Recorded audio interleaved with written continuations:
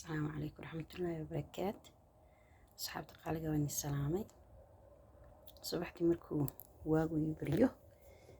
adkaar ka akhristo salaadayda tukado asbaxna waa asbaxa milku lillahi la sharika lahu mulku lahu alhamdu hiya yumiitu ala kulli shay'in qadiir ana ilaado aayatul kursi akhristo wallahu alladhi la ilaha illa huwa al-hayyul qayyum la ta'khudhuhu sinatun wa la nawm lahu ma fi samawati wa ma fi al-ardi min alladhi yashfa'u 'indahu illa bi'idhnihi ala bayni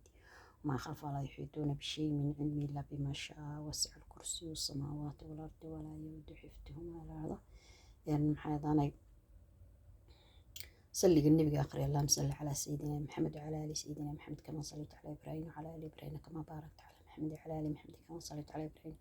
وعلى آل إبراهيم في العالمين إنك حميد مجيد. هذا قرآن كما نخرسته إن شاء الله هذا وحال كنية له ABC English